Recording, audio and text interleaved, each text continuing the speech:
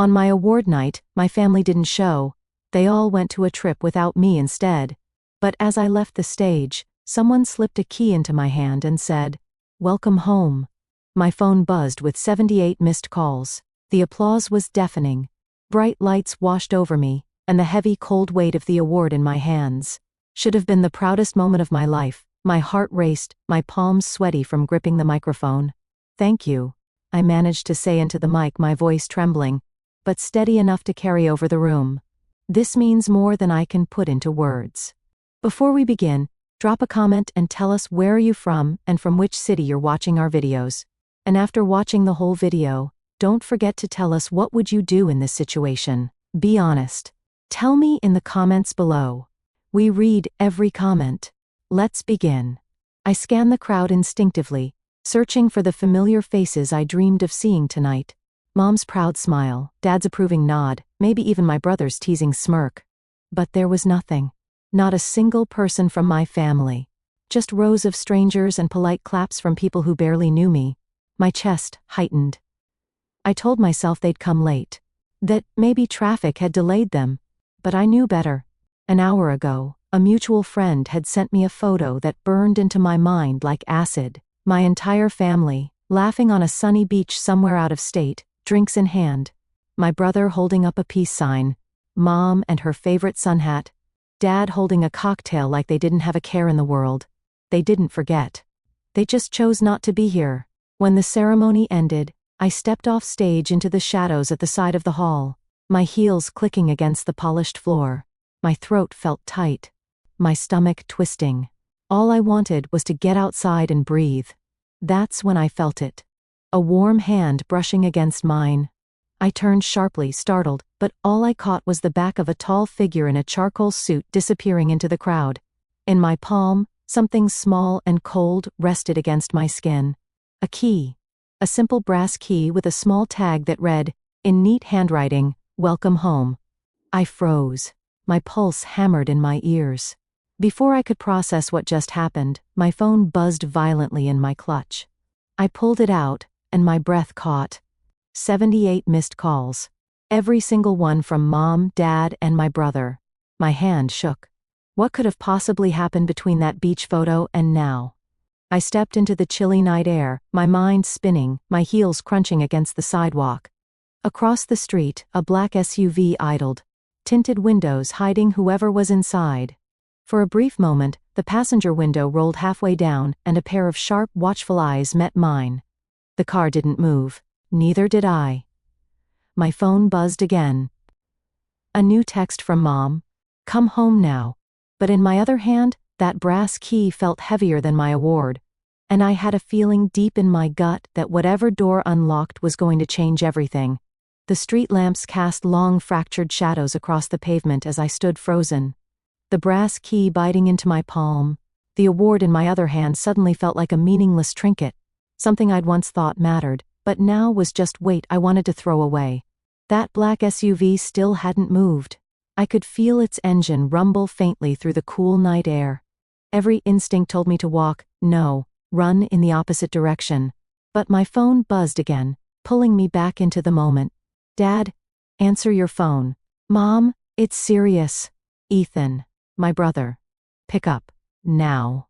My thumb hovered over the call button. My family hadn't spoken to me in weeks except for the occasional obligatory text.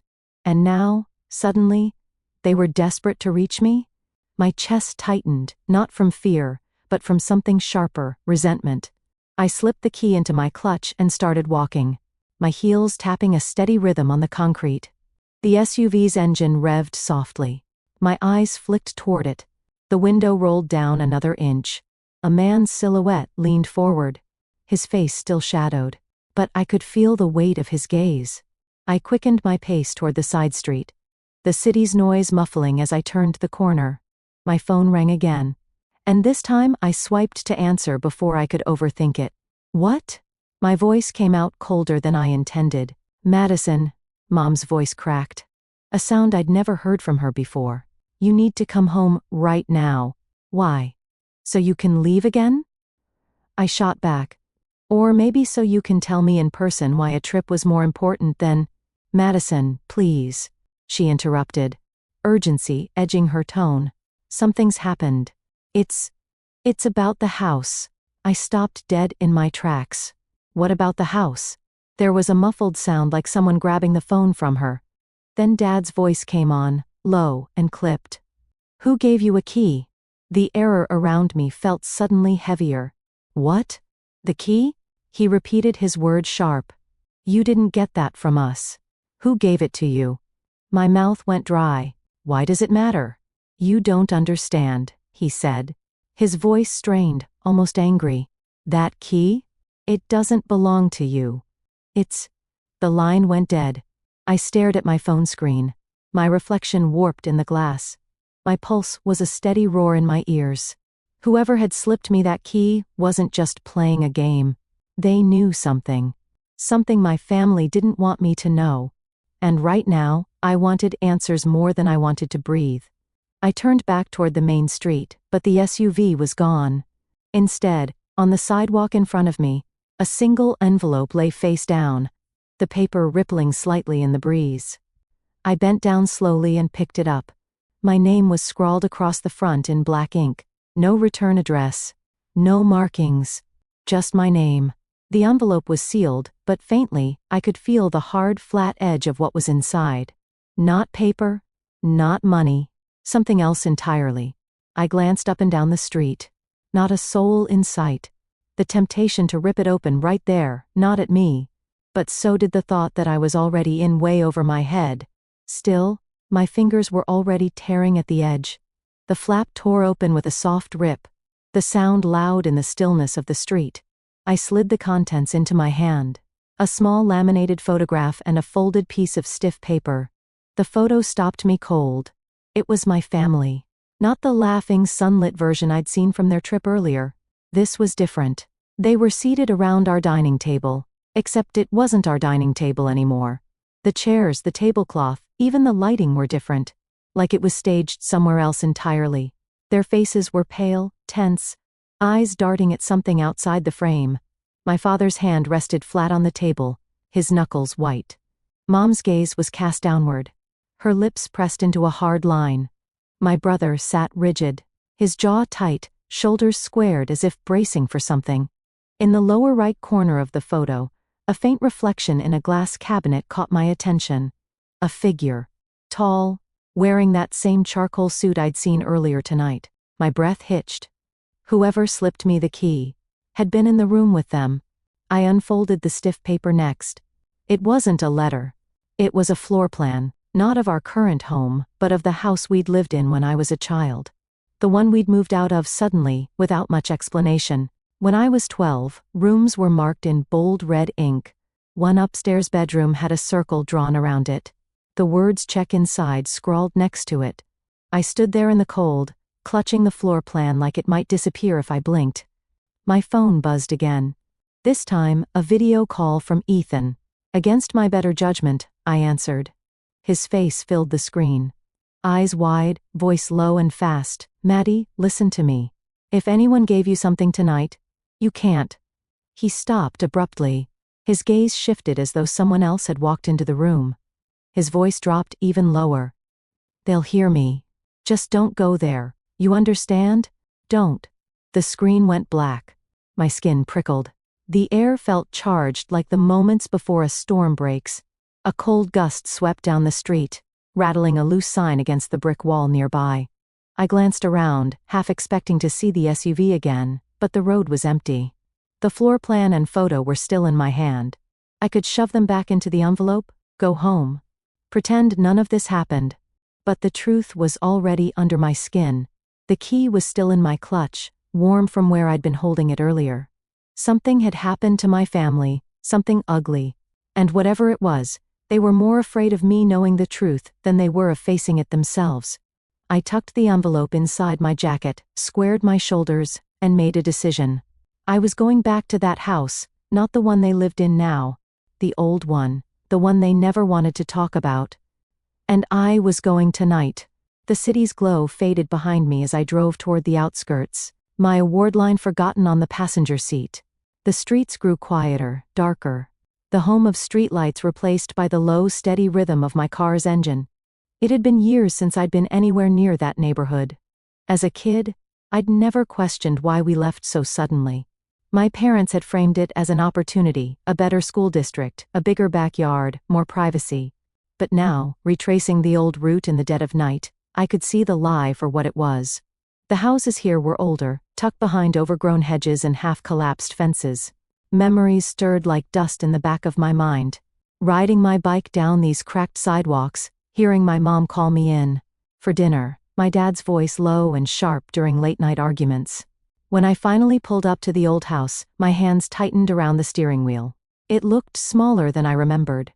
The paint was peeling, and one of the shutters hung crooked, swaying gently in the breeze. The porch light was off, but a faint glow seeped out from somewhere inside, as if a single lamp had been left burning. My pulse quickened. I killed the engine and sat for a moment, letting the silence close in. The key felt heavier than ever in my jacket pocket. I stepped out into the cold, gravel crunching under my boots and climbed the creaking porch steps. The door's lock was old. I remembered it sticking sometimes. But when I slid the key in, it turned without resistance. The click of the latch echoed unnaturally loud. Inside, the air smelled faintly of dust and something else. Metallic. The living room was almost bare. Stripped of the furniture, I remembered. The walls were a dull faded beige, but faint outlines remained where pictures had once hung. I shut the door softly behind me. My footsteps muffled on the worn carpet. Every creak of the floorboards made me pause and listen.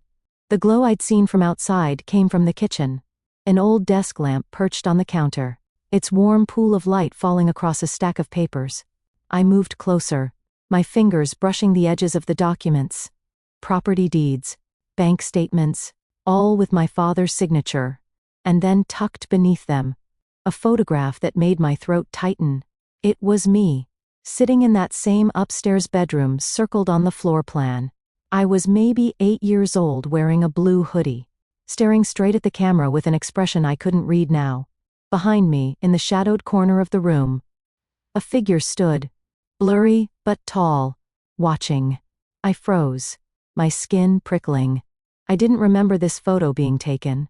From somewhere above me, a faint thump broke the silence. My head snapped up toward the staircase. I shouldn't go up there.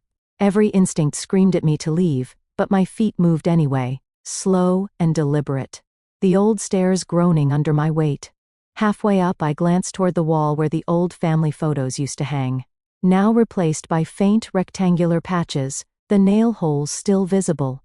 At the top of the stairs, the hallway stretched out, dim and narrow. That circled bedroom was at the far end, the door slightly ajar. I reached for the knob.